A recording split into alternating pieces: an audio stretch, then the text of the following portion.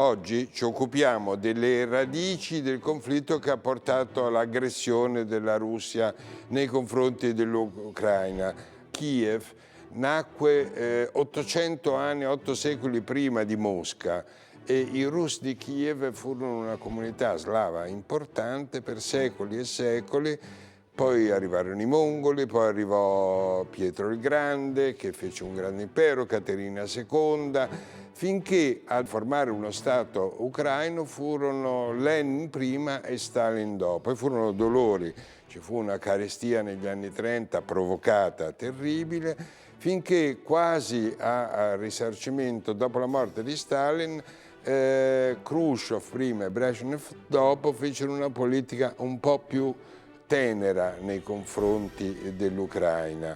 Ucraina che alla fine del dissolvimento dell'impero sovietico nel 1991 ottenne l'indipendenza, ma poi ci fu una nuova storia che portò alla crisi del 2014, quando fu cacciato il filorusso Yanukovych e i russi si ripresero la Crimea fino all'aggressione del febbraio 22.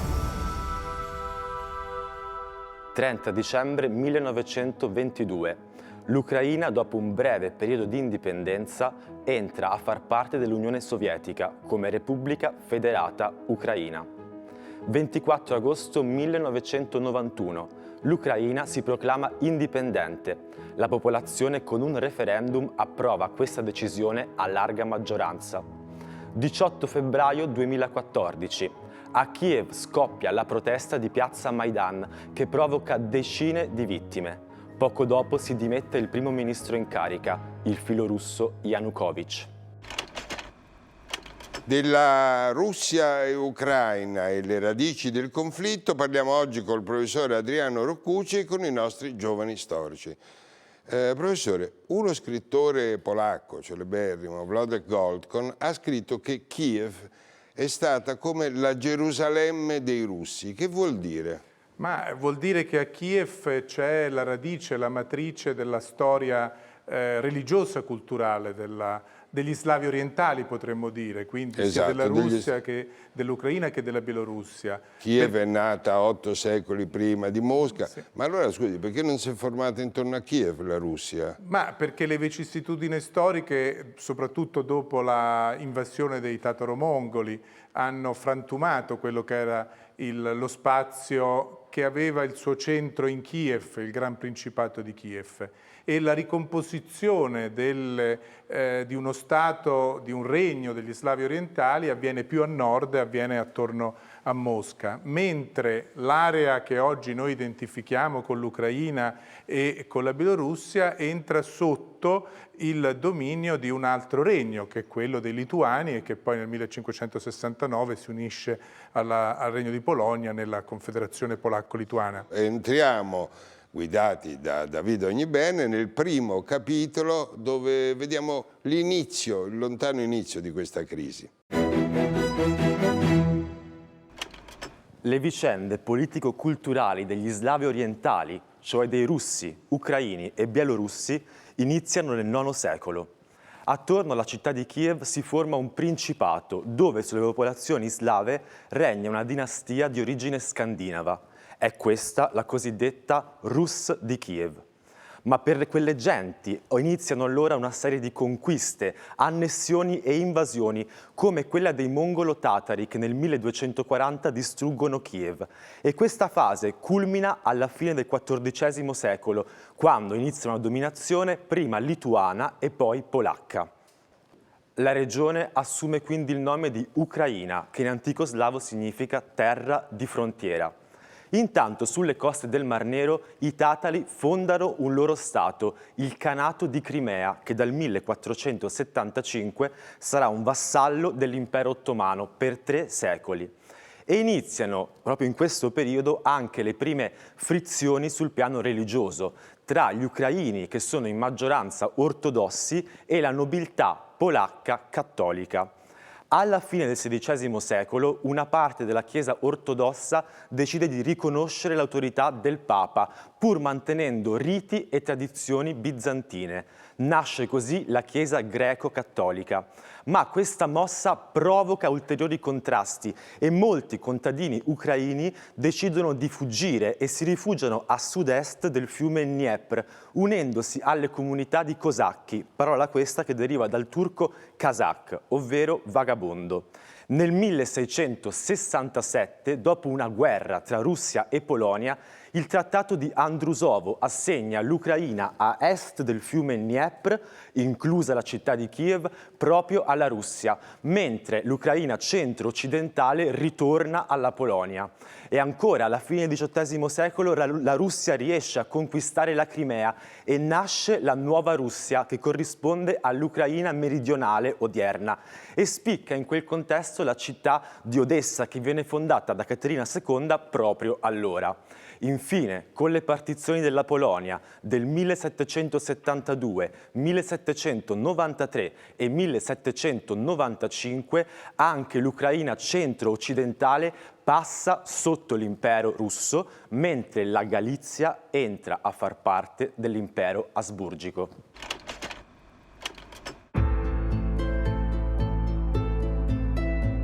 Nella seconda metà dell'Ottocento, l'Ucraina registra l'avvio di un forte movimento nazionalistico. È anche la reazione alla politica di russificazione promossa da San Pietroburgo, la capitale dell'impero. La Russia, infatti, che considera l'Ucraina parte integrante dell'impero e di grande rilevanza strategica, non intende lasciare alcuno spazio alle rivendicazioni nazionali ucraine con leggi ad hoc che colpiscono con delle forti restrizioni l'uso della lingua ucraina. Ma le stesse aspirazioni dei nazionalisti ucraini si sviluppano nella Galizia sotto la dominazione austriaca, con un antagonismo crescente nei confronti dell'egemonia sociale e culturale polacca. Il progetto nazionale sembra diventare possibile alla fine del primo conflitto mondiale con il crollo dell'impero zarista e di quello austro-ungarico. Nell'aprile del 1917, in seguito alle sconfitte dell'esercito russo, si costituisce a Kiev la Rada, il Consiglio centrale ucraino, che nel novembre proclama la Repubblica Popolare Indipendente dell'Ucraina. Dopo la rivoluzione dell'ottobre del 1917, sono i bolscevichi in dicembre a proclamare a Kharkiv una Repubblica Sovietica dell'Ucraina in grado di armare un esercito popolare che riconquista parti consistenti del paese. Il 3 marzo la pace di Brest-Litovsk tra la Russia bolscevica e gli imperi centrali consente alla Germania di occupare l'Ucraina. Ma con il crollo successivo dell'impero tedesco tutto torna in bilico. Inizia una fase di scontri che vedono l'Ucraina trasformarsi in campo di battaglia tra le truppe controrivoluzionarie bianche guidate dal generale Denikin, l'esercito polacco, le truppe dell'Armata Rossa e quelle degli autonomisti ucraini. Tutti ugualmente interessati a rientrare in possesso dell'ambita terra di confine ucraina. Nel marzo 1921 la pace di Riga riconosce all'Unione Sovietica la maggior parte dell'Ucraina, mentre Galizia e Volinia passano alla Polonia. Nel 1922 il controllo bolscevico su gran parte dell'Ucraina è assicurato. Il 30 dicembre l'Ucraina, con capitale Kharkiv, è una delle repubbliche che formano l'Unione delle Repubbliche Socialiste Sovietiche, voluta e fondata da Lenin. Torniamo un passo indietro. Finisce verso il 1480 l'occupazione dei mongoli, tartaro-mongolo. E dopo qual è l'inizio della ripresa di questa identità, di quella che un giorno verrà chiamata Ucraina? Ma l'Ucraina, come dicevamo, quei territori che appunto sono stati chiamati Ucraina erano sotto la dominazione polacca. Dal punto di vista anche sociale, i proprietari, i nobili dei territori dell'attuale Ucraina erano soprattutto polacchi ed erano cattolici. I contadini erano ortodossi, bizantini, parlavano una lingua slavo-orientale e nelle steppe di confine vi erano delle comunità cosacche. Alla metà del Seicento c'è una ribellione dei cosacchi ortodossi che non tollerano la dominazione polacca, l'imposizione del cattolicesimo. Questa ribellione porta a un'alleanza militare con l'impero russo, con lo zar Aleksej. È il trattato di Pereyaslav del 1654, letto dai cosacchi come un'alleanza militare, interpretato da Mosca come un prodromo di una annessione. E segue a questo accordo una guerra contro il regno polacco, che si conclude con una pace nel 1667, che riconosce come appartenenti all'impero russo i territori dell'attuale Ucraina a oriente del fiume Dniepr, compresa la città di Kiev. Chi è lo zar? Forse è Caterina, lo zar che segna lo spartiacque dell'annessione di quei territori alla Russia. Beh, Caterina ha un ruolo molto importante perché è la successiva espansione dell'impero russo verso quell'area e è un'espansione verso sud-ovest. La chiave è la guerra russo-ottomana che dal 1768 al 1774, guerra fondamentale per gli equilibri di quell'area in cui l'impero sconfigge gli ottomani e garantisce questa vittoria il controllo della fascia costiera del Mar Nero da parte dell'impero russo. Chiarissimo. Volevo chiedere proprio a Pietro Figuera di spiegarci come si è formata, secondo lui, l'Ucraina come nazione. Sì, l'idea di una nazione ucraina si sviluppa in particolare alla metà dell'Ottocento a cavallo tra due imperi, ovvero sulla base di spinte differenti. Nell'impero austriaco, in particolare nella Galizia orientale, si afferma nella contrapposizione tra appunto la nobiltà polacca, una contrapposizione di carattere sociale e di classe tra la nobiltà polacca e i contadini ucraini. Nell'impero russo invece abbiamo un altro ordine di problema, abbiamo un non riconoscimento di una specificità, di una nazionalità ucraina che al massimo veniva considerata parte della grande famiglia russa, veniva chiamata piccolo russa. E questo però ha portato da una parte un vantaggio agli ucraini, quello di avere gli stessi diritti del ceppo dominante, appunto dei russi, dall'altra però ha rallentato l'affermazione di un'identità che insomma affermasse anche un'aspirazione di carattere, se vogliamo, risorgimentale. Chiarissimo. Non ci fosse stata la rivoluzione d'ottobre del 1917, tutto sarebbe proceduto più o meno con le complicazioni come nel 600, nel 700 e nell'800. Ci sarebbe proceduto, diciamo, in modo diverso. Sicuramente la rivoluzione d'ottobre della storia sovietica è un passaggio fondamentale. E allora vediamolo, sempre guidati da David Ognibene, entriamo nel secondo capitolo e vediamo cosa accadde dopo la rivoluzione d'ottobre, nell'epoca di Lenin e poi di Stalin. Le vicende della guerra civile che segue la rivoluzione d'ottobre vedono nel medico e poi scrittore Mikhail Bulgakov, nato a Kiev nel 1891, un testimone diretto oltre che un formidabile narratore di quei momenti travagliati per la sua Ucraina. Dopo la laurea, Bulgakov viene inviato a Nikolskaya, un remoto villaggio rurale nel governatorato di Smolensk, a sud-ovest di Mosca, e lì esercita come dirigente medico, nonché unico medico del piccolo ospedale locale. Ritorna a Kiev nel 1918 con la moglie e lì assiste agli avvenimenti che segnano la sua città proprio nei momenti di massima tensione e matura la sua decisione, abbandona la professione medica per dedicarsi al mestiere di giornalista e scrittore. Si trasferisce quindi a Mosca nel 1921 e lì scrive le sue prime opere, I giorni dei Turbin, Uova fatali, Cuore di cane, La guardia bianca, ma non c'è uno scritto di Bulgakov che sfugga alla censura sovietica. Tagli e richieste di modifiche riguardano ogni sua opera, sia essa letteraria o teatrale. Eppure in Bulgakov non c'è uno spirito controrivoluzionario, ma nella Russia di Stalin non è tollerabile nemmeno una satira leggera contro gli aspetti più deleteri della burocrazia sovietica. E ancora più drammatico è quello che il terrore staliniano scatenerà di lì a poco nella patria di Bulgakov, l'Ucraina.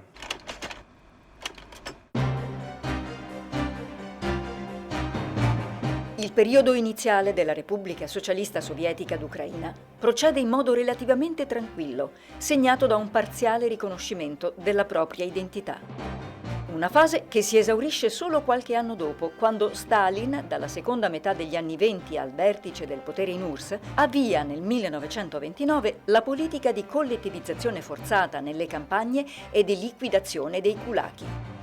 In Ucraina, l'attacco sferrato dal governo bolscevico alle campagne genera la carestia del 1932-33, il Holodomor, uccisione per fame, con quasi 3,5 milioni di vittime. L'intreccio tra questione contadina e questione nazionale è fondamentale in un contesto come quello ucraino, dove sono le campagne a essere prevalentemente popolate da ucraini. Di pari passo viene avviata una politica di snazionalizzazione con la liquidazione dei quadri locali del partito e degli intellettuali accusati di nazionalismo. Alla carestia, infatti, si aggiunge la volontà politica di Stalin di usare la fame come un'arma per stroncare ogni residua resistenza alla collettivizzazione e per risolvere la questione nazionale. Nel settembre 1939, in seguito al patto Molotov-Ribbentrop, l'URSS annette anche l'Ucraina occidentale assegnata alla Polonia dal Trattato di Riga. Nel 1941, quando è l'Unione Sovietica ad essere aggredita dalla macchina da guerra del Terzo Reich, l'Ucraina passa sotto l'amministrazione tedesca. La promessa nazista della concessione di autonomia crea inizialmente condizioni favorevoli per la collaborazione di una parte della popolazione ucraina con gli invasori. Ma la spietata politica degli occupanti consegue l'effetto di rovesciare la situazione. Le formazioni militari del movimento ucraino combattono la loro lotta partigiana sia contro i nazisti che contro i sovietici, ma anche contro i partigiani polacchi. Ne segue una sanguinosa guerra regionale dentro la guerra mondiale, che provoca 100.000 morti. Alla fine del conflitto, la Repubblica Socialista Sovietica d'Ucraina allarga i suoi confini. Le conquiste di Stalin aggiungono infatti l'Ucraina occidentale, Galizia e Volinia, la Bucovina settentrionale che apparteneva alla Romania e la Transcarpazia che era parte della Cecoslovacchia. Saranno necessari 5 anni al potere bolscevico per normalizzare la situazione in Ucraina occidentale, dove erano rimaste sacche di resistenza armate. L'integrazione del territorio nell'URSS si accompagna a persecuzioni religiose contro i greco-cattolici, la cui chiesa è liquidata e le parrocchie incorporate nella Chiesa ortodossa. Alla morte di Stalin, nel 1953, gli ucraini occidentali costituiscono uno dei più rilevanti contingenti presenti nel Gulag. Nel 1954, in occasione del tricentenario dell'accordo che aveva posto lo Stato cosacco ucraino sotto la protezione della Russia, l'Unione Sovietica, guidata dall'ucraino Khrushchev, concede la Crimea, fino allora parte della Repubblica Socialista Federativa Sovietica Russa, alla Repubblica dell'Ucraina, per suggellare, così viene proclamato, la lotta eterna del popolo ucraino per la sua libertà contro gli oppressori stranieri e la riunificazione con il popolo russo in uno Stato unico, l'URSS.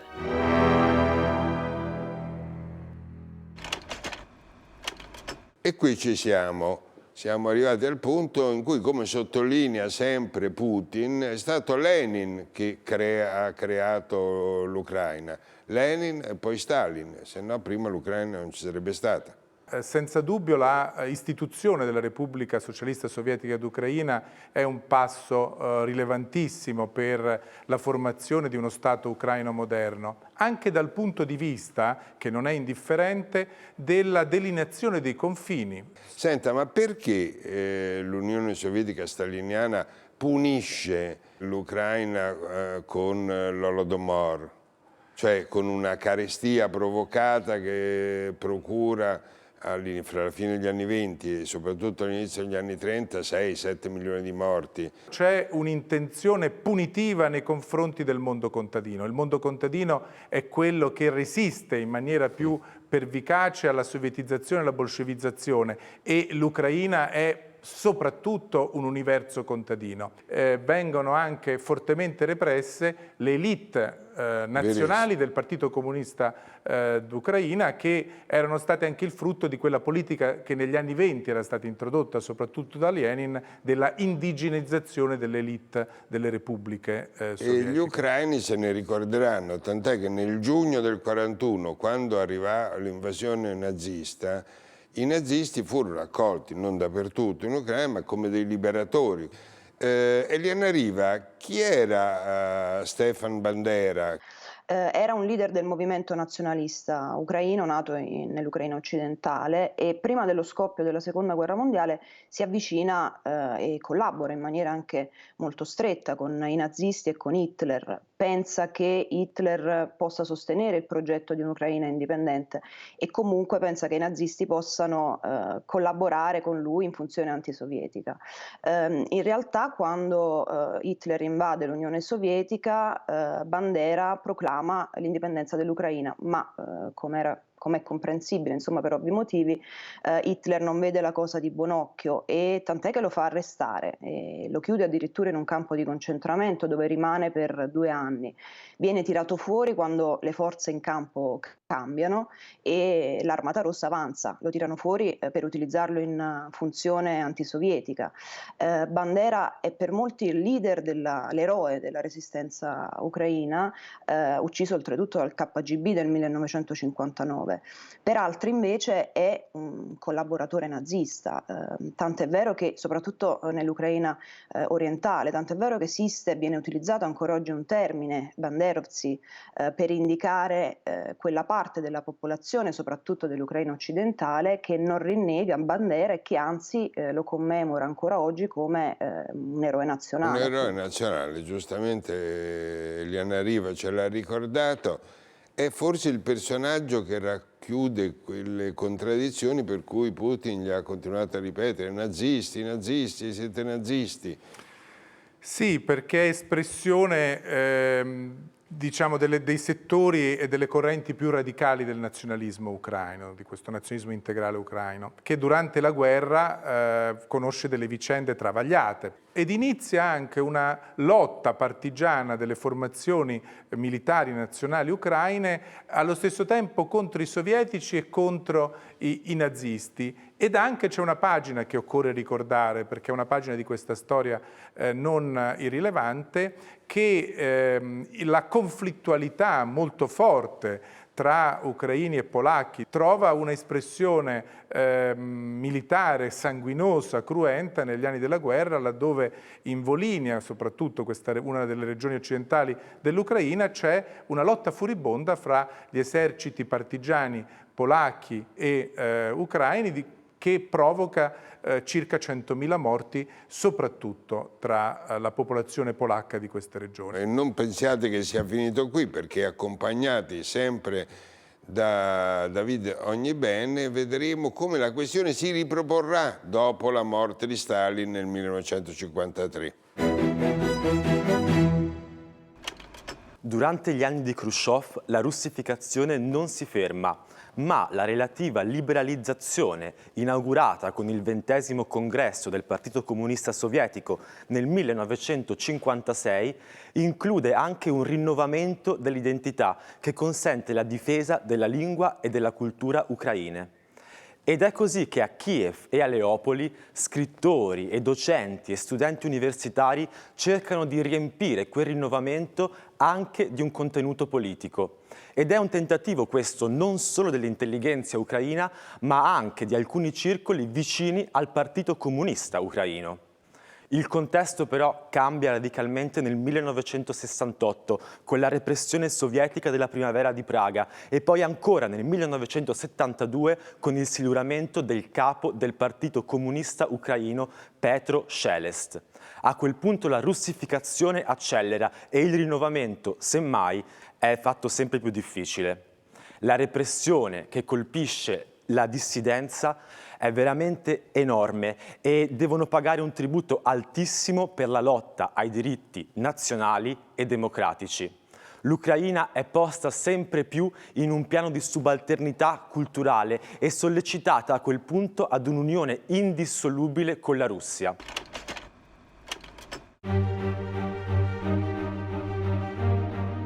L'evento destinato ad incidere in modo decisivo sul destino dell'Unione Sovietica e delle sue repubbliche, tra le quali l'Ucraina, è l'elezione l'11 marzo 1985 di Mikhail Gorbaciov a segretario del PCUS. Ma prima che con gli effetti dell'azione riformatrice di Gorbaciov, l'Ucraina deve misurarsi con una terribile tragedia. Il 26 aprile 1986, nella centrale di Chernobyl, si verifica il più grave disastro nucleare mai accaduto fino ad allora. La tragedia di Chernobyl segna i primi passi del percorso politico di Mikhail Gorbaciov, proteso verso il tentativo di riformare l'URSS. Il programma, che prende il nome di Perestroika, non manca di produrre conseguenze in Russia e nei paesi del Patto di Varsavia. Nel febbraio 1989, in Ucraina, nasce il movimento popolare RUK, portavoce dell'ala più moderata del nazionalismo ucraino, che inizialmente sostiene le politiche di Gorbaciov. Il 24 agosto 1991, 5 giorni dopo il tentato golpe contro Gorbaciov, il presidente del Parlamento locale, Leonid Kravchuk, proclama l'indipendenza dell'Ucraina, confermata a schiacciante maggioranza dal successivo referendum del 1 dicembre. Contestualmente l'Ucraina aderisce alla CSI, la comunità degli stati indipendenti che ha il proprio perno nella Russia, ora guidata da Boris Yeltsin. La transizione democratica dell'Ucraina si rivela però accidentata, tra spinte verso Occidente e le resistenze della componente ex comunista e filorussa che guarda verso Mosca. Gli anni seguenti sono marcati da incrinature sempre più profonde tra Russia e Ucraina, legate alla questione della suddivisione degli armamenti e alle controversie territoriali. In particolare la Crimea, regione affacciata sul Mar Nero di formidabile rilevanza strategica, a cui la nuova Costituzione ucraina riconosce lo status di Repubblica autonoma, e ad oriente la zona del Donbass, dove è presente una forte minoranza russa. I governi che si succedono non risolvono la questione geopolitica legata alla vicinanza con la Russia, che diventa sempre più preminente dopo l'avvento al potere in Russia di Vladimir Putin. Un punto di svolta nel corso della politica ucraina si registra nel 2004 con la cosiddetta prima rivoluzione arancione che porta alla presidenza il riformista Viktor Yushchenko. Nel 2010 al potere sale invece il filorusso Viktor Yanukovych, che rinunciando alla firma dell'accordo di libero scambio tra Ucraina e Unione Europea riaccende la piazza. Tra il novembre del 2013 e il febbraio del 2014 le proteste sfociano in scontri violentissimi che provocano decine di morti tra i manifestanti pro-europei. La protesta di piazza Maidan a Kiev, che prende il nome di Euromaidan, provoca la fuga e poi le dimissioni del presidente Yanukovych. La reazione di Putin è immediata. Il presidente russo va in soccorso della maggioranza filorussa in Crimea, che chiede l'annessione alla Russia, prontamente accolta. Nello stesso tempo cresce il sostegno di Mosca ai separatisti russi del Donbass, in una guerra a bassa intensità e che ha registrato migliaia di vittime. Professor Roucoucci, abbiamo visto dopo la morte di Stalin due importanti leader storici, Khrushchev e Brezhnev, tutte e due provenienti dall'Ucraina. Sì, dall'Ucraina viene una classe dirigente importante. È una classe dirigente che nel contesto dell'Unione Sovietica tende ad andare al centro, tende ad andare a Mosca, e all'interno del partito gli ucraini sono il secondo gruppo dal punto di vista nazionale dopo i russi e hanno delle posizioni apicali, come appunto lei ha ricordato. Bisogna anche dire che all'interno del Partito Comunista Ucraino c'è un senso di identità nazionale, interpretata, diciamo, alla comunista. E proprio in seguito a questo discorso noi osservatori attribuiamo un valore simbolico a che l'incidente che causò la fine del comunismo,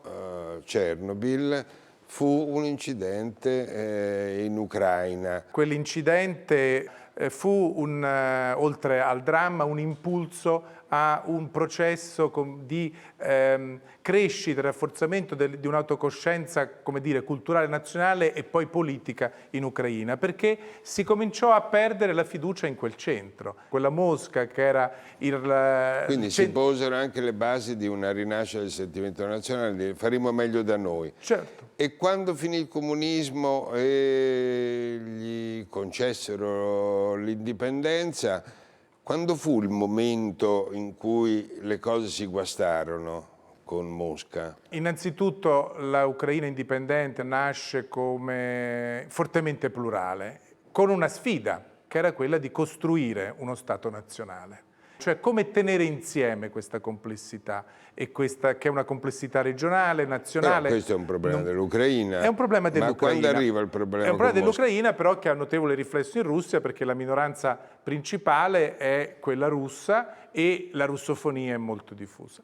Quando è che questi rapporti diventano più problematici, più incandescenti? Sicuramente il primo passaggio è la rivoluzione arancione, alla metà degli anni zero del 2000, laddove il primo tentativo elettorale di Yanukovych viene contestato dalla folla per brogli, è la prima grande mobilitazione della società civile ucraina che occupa la famosa Maidan, la piazza centrale di Kiev, anche lì per settimane, si ripropongono elezioni e vince lo sfidante Yushchenko con un accento più marcato di un orientamento filoeuropeo verso l'occidente dell'Ucraina, e questo è il primo momento di attrito forte. Il secondo sarà il 2014. Il secondo invece è fine 2013-2014, la rivoluzione di Maidan, il cambiamento del regime a Kiev, la risposta russa con il referendum e annessione della Crimea e l'inizio del conflitto del Donbass. Che durante tutti questi anni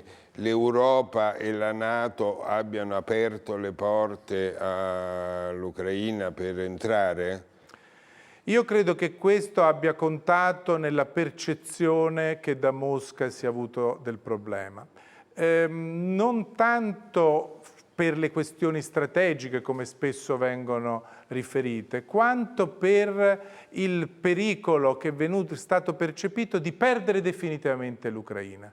Perché è passato così tanto tempo fra quando quelle porte della NATO e dell'Europa si sono socchiuse e quando nel febbraio del 2022 Putin è intervenuto con selvaggia violenza?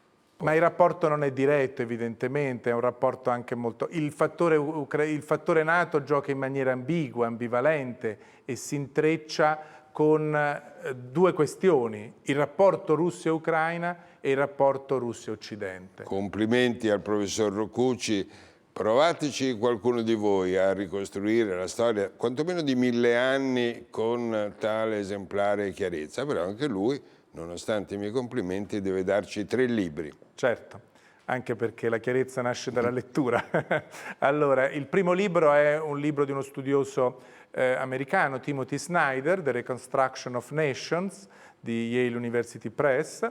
Poi il libro di una studiosa italiana, Simona Merlo, All'ombra delle cupole d'oro, che è un libro che mette in evidenza la questione religiosa di Kiev, da cui abbiamo iniziato il nostro ragionamento. E l'ultimo è anche questo un volume di un studioso italiano, Simone Attilio Bellezza, Il destino dell'Ucraina, il futuro dell'Europa, edito dai Tipi di Scolè, recentissimo del 2022. Ringrazio il professor Roccucci, ringrazio anche i giovani storici, vi invito a prendere nota di questi 3 libri segnalati dal professore e per quello che mi riguarda mi preparo le conclusioni. The Reconstruction of Nations. Poland, Ukraine, Lithuania, Belarus, 1569-1999. Timothy Snyder, Yale University Press, 2003. All'ombra delle cupole d'oro. La chiesa di Kiev da Nicola II a Stalin. 1905-1939. Simona Merlo. Guerini e Associati, 2005. Il destino dell'Ucraina. Il futuro dell'Europa. Simone Attilio Bellezza, Scolè 2022.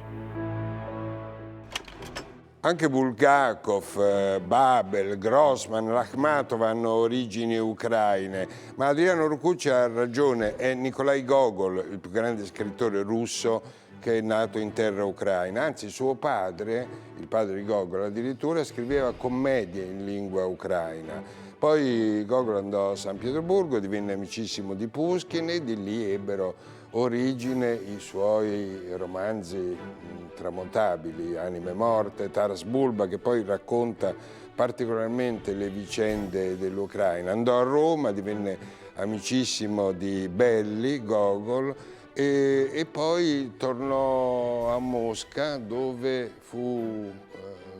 ebbe come estimatore Dostoevskij, che disse che la letteratura russa sarebbe stata per sempre debitrice dei romanzi di Gogol.